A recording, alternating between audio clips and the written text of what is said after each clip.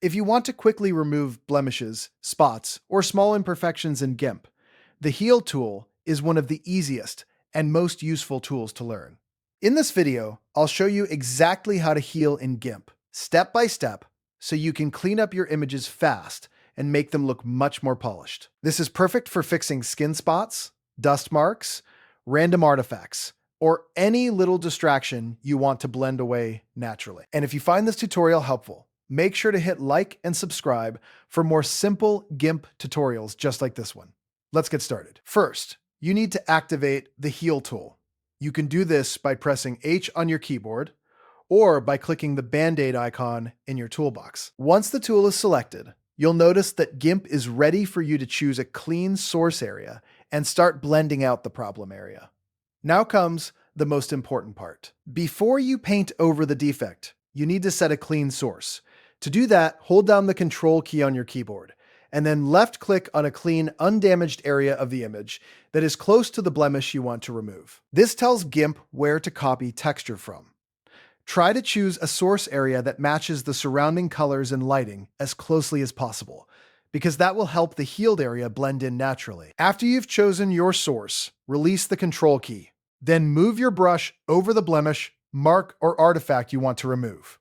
You can click once for small spots, or click and drag for larger areas. As you paint, GIMP uses the clean sampled area to cover the problem area while keeping the texture and surrounding detail looking more natural than a simple copy and paste. If you notice the result is not blending perfectly, don't worry. One of the best habits when using the Heal tool is to resample frequently. As you move across the image, the lighting, shadow, skin tone, or background texture may change. So instead of using the same source area over and over, hold Control again and click a new clean source that is closer to the area you are currently fixing.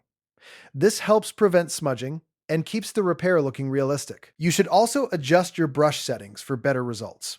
Open the Tool Options panel, which is usually located below your toolbox, and look for settings like Size and Hardness. If you're working on tiny spots, use a smaller brush for more precision. If you're fixing softer edges or larger imperfections, increasing the brush size can help you work faster. A softer brush edge is often better because it blends more smoothly into the surrounding area and avoids harsh lines. Take your time and zoom in when needed. The closer you are to the image, the easier it is to place your source and paint more accurately. For portrait retouching, this is especially helpful because you can remove small skin blemishes without affecting facial details. For product photos or design work, it's great for removing dust, scratches, or unwanted marks. So to recap, the process is simple. You select the Heal tool with H or the Band-Aid icon.